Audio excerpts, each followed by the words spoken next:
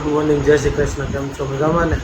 તો અત્યારે ચા નાસ્તો બાકી છે. નાસ્તો કંઈ કરવાનો નથી, ચા હજી બાકી છે. બ્લોગની શરૂઆત કીધી છે. મમ્મી પપ્પા જમે છે, નાસ્તો કરે છે. Good morning. તો મમ્મી ચા પીવે છે, પપ્પા નાસ્તો કરે છે. Good morning. ગુડ મોર્નિંગ, જય શ્રી કૃષ્ણ. પપ્પા નાસ્તો કરે છે, મમ્મી ચા પીવે છે. સોનલ અહીંયા શું કરે છે જોઈએ. Good morning.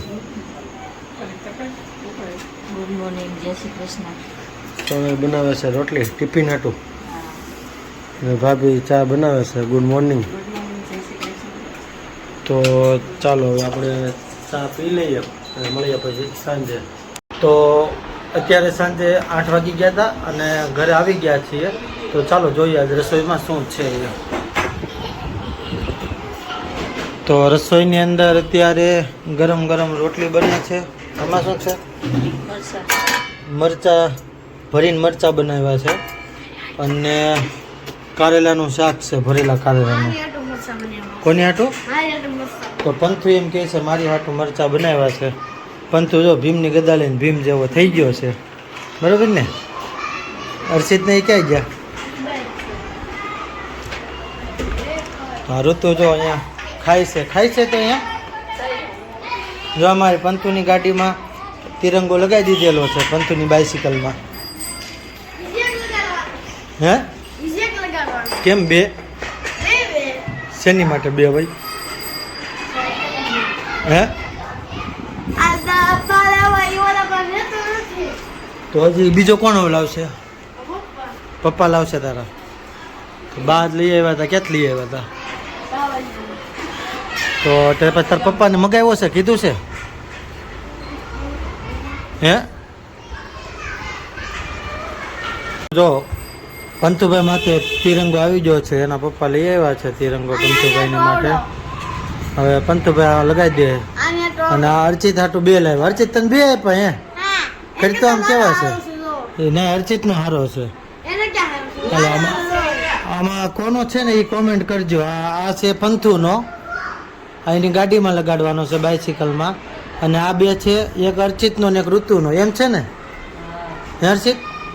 હર્ષિત બે તારા છે? હે તો આ બે અર્ચિતના છે એમ કહે છે. તો કાંઈ વાંધો નહીં, ભલે અર્ચિતના રહ્યા. શું કહેશો? જો એ બોલ લગાવવાનો આવે અને ગાડીમાં, ટુ વ્હીલમાં અથવા તો સાયકલમાં લગાડી શકાય.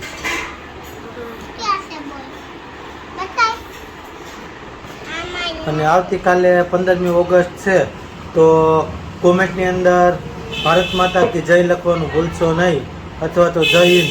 જે મજા આવે એ દેશભક્તિને લગતું કાંઈ પણ લખી નાખજો. અત્યારે છે ને જમીને ફ્રી થઈ ગયા, અને મમ્મી બનાવતા હતા બળી. જો આ બને છે બળી. કોઈએ ખાધી હોય ને એ કોમેન્ટ કરજો, શેની બને, શું હોય, કઈ રીતના હોય.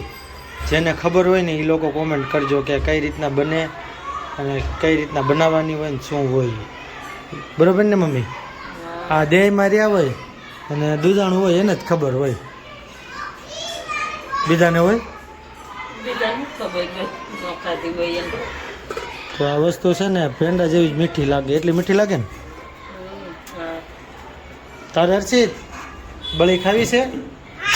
બા બનાવે છે. હે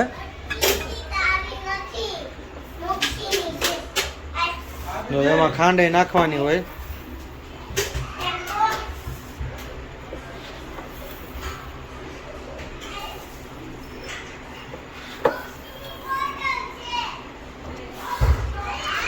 તો અમારે ઘરે ઘણી વાર બનતી હોય, કેમ કે જે દૂધવાળો છે ને એ ઘણી વાર દઈ જાય છે દૂધ બળી માટે. તો ચાલો બની જાય એટલે તમને બતાવું, અને કોમેન્ટ કરજો જે કોઈ ખાધી હોય ને. તો છે ને 5 મિનિટ થઈ છે, અને જો આટલું ઘાટો થઈ ગયો. અને જેમ હજી ઉકળશે ને એમાં પેંડાની જેમ થઈ જાય, થાબડી પેંડાની જેમ કડક થઈ જાય. કા કણીવાળું થાય કે કણીવાળું? આપણે થાબડી પેંડા હોય ને એવું કણીવાળું થઈ જાય. તો 5 મિનિટ ઉકાળ્યું છે તો આટલું કડક થઈ ગયું છે જાડું.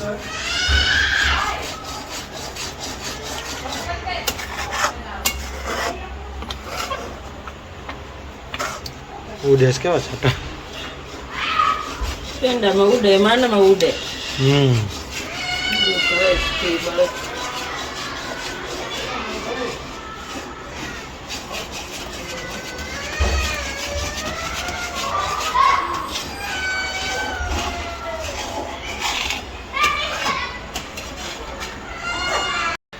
તો થઈ ગઈ છે આપણે આ બળી તૈયાર. જો કેટલી ઘાટી એકદમ પેંડાનો આપણે ઓલું હોય એની જેવું થઈ ગયું ને, ઘાટું કેટલું થઈ જાય. તો જે દૂધ દેવા આવે છે એ ભાઈનો ખૂબ ખૂબ આભાર, કેમ કે જો એ આ ન આપે તો આ બળીનો ટેસ્ટ ન લઈ શકીએ. હે મમ્મી, એ ન દેવા આવે તો આપણે ખાઈ શકીએ? ક્યાંથી લઈએ છીએ? આપણે ક્યાંથી મળવાનું જ નથી. કેમ કે આ બળી બનાવવા માટે દૂધ છે ને, એ જો દૂધવાળા ભાઈ ન આપે ને તો આપણે ન જ લઈ શકીએ, કેમ કે આપણી પાસે દૂધાણું તો હોય નહીં. એટલે હવે પેંડાની મોજ માણવાની છે. આ પેંડા જ કહેવાય ને આને, આમ તો પેંડા જેવું જ હોય. અને જો ઋતુભાઈ મેને કીધું હે ઋતુ ફોવાડી નાય છે કે નીચે આમનું નોખી નાય? તો ઋતુભાઈ નાય છે. તો જો થઈ ગઈ છે આપણી આ બળી તૈયાર. ચાલો કોઈને બળી ખાવી હોય તો આવી જાઓ કાલે ઘરે.